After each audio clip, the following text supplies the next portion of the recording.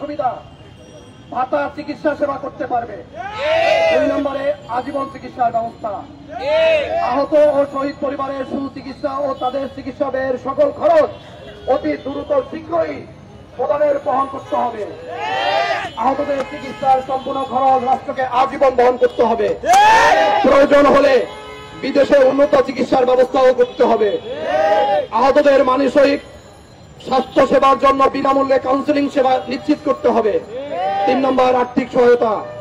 প্রতিটি শহীদ পরিবারকে আমরা গত কিছুদিন আগের যে প্রোগ্রাম ছিল সেই প্রোগ্রামেও আমরা 15 দিনের একটি সময় বেঁধে দিয়েছিলাম। আমরা আশানুরূপ কোন ধরনের কোন পদক্ষেপ আমরা দেখতে পারিনি। তাই শহীদ এবং আহত যোদ্ধাদের নিয়ে একত্রিত হয়ে সংবাদ সম্মেলনের মাধ্যমে সারা বাংলাদেশকে জানিয়ে দিতে চাই, প্রতিটি শহীদ পরিবারকে 1 কোটি টাকা ক্ষতিপূরণ দিতে হবে। আহতদের জন্য 50 লক্ষ টাকা এককালীন আর্থিক সহায়তা দিতে হবে। আহতদের জন্য, শহীদ পরিবারের জন্য আজীবন বিশেষ পেনশন চালু করতে হবে। ক্যাটাগরি বাতিল, আমরা ক্যাটাগরি চাই না। আমার কোন ভাই এই ক্যাটাগরির জন্য যুদ্ধে নামেনি। কোন পুলিশ প্রশাসন, দুষ্কৃতিকারী আওয়ামী লীগের ফ্যাসিস্ট তারা ছিলেন, তারা কাকে 1টা গুলি করবে, কাকে 2টা গুলি করবে, সেটা আমরা যোদ্ধারা তাদেরকে সিলেক্ট করে দেইনি। আমরা আল্লাহ প্রদত্ত বেঁচে রয়েছি, সুতরাং ক্যাটাগরি চলবে না, ক্যাটাগরি বাতিল চাই। 4 নম্বর পুনর্বাসন ও প্রশিক্ষণ। আহত সৈনিকদের পুনর্বাসনের ব্যবস্থা করতে হবে। জুলাই গণঅভ্যুত্থান কল্যাণ ট্রাস্ট প্রতিষ্ঠা করতে হবে। আহতদের বিকল্প কর্মসংস্থানের জন্য বিশেষ প্রশিক্ষণ প্রদান করতে হবে। যাদের কর্মদক্ষতা সীমিত তাদের জন্য সহজ শর্তে বিনা সুদে ঋণ, ব্যবসার সুযোগ ও জীবিকার বিকল্প ব্যবস্থা করতে হবে। 5 নম্বর শিক্ষা ও আবাসন সুবিধা। শহীদের পরিবারের সন্তান ও আহতদের জন্য বিনামূল্যে শিক্ষার ব্যবস্থা করতে হবে।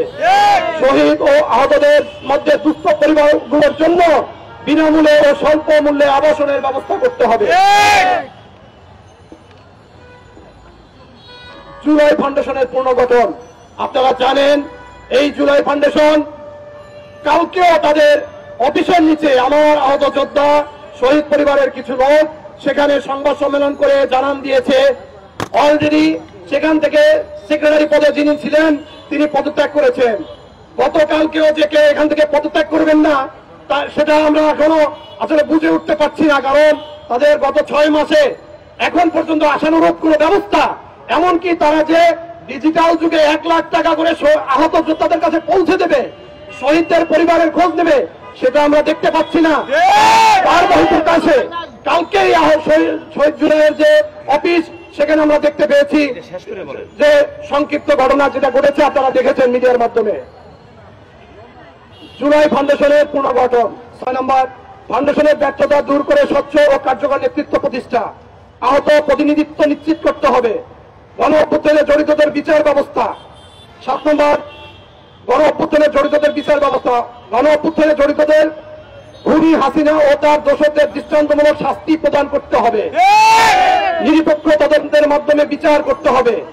যারা গণতান্ত্রিক আন্দোলনের নামে সহিংসতা, শহীদ ও আহতদের ক্ষতি সাধন করেছে তাদের আইনের আওতায় এনে কঠিন শাস্তি ব্যবস্থা করতে হবে। এই প্রক্রিয়ায় ন্যায় বিচার নিশ্চিত করার জন্য একটি স্বাধীন বিচার বিভাগীয় কমিশন গঠন করতে হবে। 8 নম্বর রাষ্ট্রীয় স্বীকৃতি প্রদান। জুলাই গণ অভ্যুত্থানে রাষ্ট্রীয় জাতীয় গণ আন্দোলন হিসেবে স্বীকৃতি দিতে হবে। আহত ও নিহতদের নির্ভুল তালিকা সাপেক্ষে রাষ্ট্রীয় স্বীকৃতি নিশ্চিত করে গেজেট আকারে প্রকাশ করতে হবে। প্রতিনিধিত্ব নিশ্চিতকরণ। আন্দোলনে আহত ও নিহতদের বিষয়ে সরকারের যে কোনো আলোচনা ও সিদ্ধান্ত গ্রহণে আজকে থেকে আহত শহীদের পরিবারের থেকে প্রতিনিধিত্ব নিশ্চিত করতে হবে। এই আন্দোলনে শহীদ ও আহতদের স্মরণে রাষ্ট্রীয় মর্যাদায় শহীদ দিবস অনুষ্ঠান আয়োজন করতে হবে। আন্দোলনের গুরুত্ব তুলে ধরতে এটি পাঠ্যপুস্তক ও সরকারি নথিপত্রে অন্তর্ভুক্ত করতে হবে। এই আন্দোলনে ইতিহাস নিয়ে একটি গবেষণা কমিটি গঠন করে তা সংরক্ষণ ও প্রকাশ করতে হবে। আন্দোলনের প্রতিটি আহত সৈনিকদের সুরক্ষা, সম্মান এবং প্রয়োজনীয় সাহায্য নিশ্চিত করতে হবে। শহীদদের পরিবার, আহত ও আহতদের পরিবারের জন্য সুরক্ষা আইন করতে হবে। আন্তর্জাতিক সচেতনতা। আন্দোলনের গুরুত্ব আন্তর্জাতিক পর্যায়ে তুলে ধরা রাষ্ট্রীয় উদ্যোগ নিতে হবে। আন্তর্জাতিক মানবাধিকার সংস্থাগুলোর মাধ্যমে শহীদ ও আহতদের ন্যায় বিচার নিশ্চিত করতে হবে। এটি শুধু ইতিহাসকে বাঁচিয়ে রাখবে না, ভবিষ্যৎ প্রজন্মের জন্য গণতন্ত্র ও ন্যায় বিচারের একটি উদাহরণ হিসাবে কাজ করবে বলে আমরা আশাবাদী। আবু সাঈদ মুগ্ধ, আবু সাঈদ মুগ্ধ। প্রিয় গণমাধ্যম সাংবাদিক ভাইয়েরা আমার, 23 থেকে 30 জানুয়ারির মধ্যে এখানে 23 তারিখ 28 জানুয়ারির মধ্যে 3 কর্মদিবসের মধ্যে আমাদের এই যে দাবিগুলো যদি পুঙ্খানুভাবে যদি মেনে নেওয়া না হয়, তাহলে 3 কর্মদিবসের পরে আমরা সারা বাংলাদেশের আহত এবং শহীদ পরিবারদের নিয়ে বিশাল কর্মসূচিতে যাব এবং সেই কর্মসূচি আমাদের কেউ রুখতে পারবে না। আমাদের জীবন, আমাদের ভবিষ্যৎকে আমাদের নিশ্চিত করার লক্ষ্যে আমাদের জীবন আমরা রাজপথে দরকার হয় বিলিয়ে দেব। আবু সাঈদ মুগ্ধ, আবু সাঈদ মুগ্ধ। শ্রদ্ধেয় প্রধান উপদেষ্টা ও উপদেষ্টা মণ্ডলী, আমাদের শহীদ পরিবার ও আহত সৈনিকদের পক্ষ থেকে ন্যায্য নয় দেওয়া দাবি দ্রুত বাস্তবায়নের আহ্বান জানাচ্ছি। আমরা দৃঢ়ভাবে আশা করি 23 থেকে 28 জানুয়ারির মধ্যে সকল দাবিকে বাস্তবায়ন করে গেজেট প্রকাশের মাধ্যমে আপনারা শহীদদের আত্মত্যাগ এবং আহত সৈনিকদের বেদনার প্রতি যথাযথ সম্মান প্রদর্শন করবেন। আমাদের শহীদ ও আহত যোদ্ধারা দেশের স্বাধীনতা ও গণতন্ত্রের জন্য যে ত্যাগ স্বীকার করেছেন তার যথাযথ মর্যাদা দেওয়ার রাষ্ট্রের দায়িত্ব। কিন্তু আজও আমরা আমাদের এই অধিকার ও ন্যায্য দাবিগুলো থেকে বঞ্চিত। আমাদের দাবি স্মার্ট আইডি কার্ড প্রদান এবং জুলাই গণঅভ্যুত্থানকে জাতীয় দিবস হিসেবে ঘোষণা, চিকিৎসা পুনর্বাসন, আহত সৈনিকদের জন্য আজীবন বিনামূল্যে চিকিৎসা, আর্থিক সহায়তা, গণঅভ্যুত্থানে জড়িতদের বিচার। আমাদের প্রত্যাশা 28 জানুয়ারির মধ্যে যদি দাবিগুলো বাস্তবায়ন করা না হয়, আমরা শান্তিপূর্ণভাবে আন্দোলনের পরিসর আরো বাড়াতে বাধ্য হব। শহীদদের রক্তের মূল্য এবং আহতদের আত্মত্যাগকে সম্মান জানিয়ে আমরা একটি ন্যায় বিচারপূর্ণ সমাধান আশা করছি। আমরা সিদ্ধান্ত নিন, আপনারা সিদ্ধান্ত নিন, আমাদের সম্মান ও অধিকার রক্ষা করবেন নাকি আমাদের আরো কঠোর পদক্ষেপ নিতে বাধ্য করবেন। ধন্যবাদ। ধন্যবাদ অন্তে শহীদ ও আহত পরিবারবর্গ। আমরা সর্বশেষ আপনাদের মাঝে একটি আমাদের যে আজকে সংবাদ সম্মেলনটি ছিল আনুষ্ঠানিকভাবে শেষ হয়েছে। আপনারা যদি কেউ আমাদের কাছে কিছু জানতে চান সেক্ষেত্রে প্রশ্ন করতে পারেন।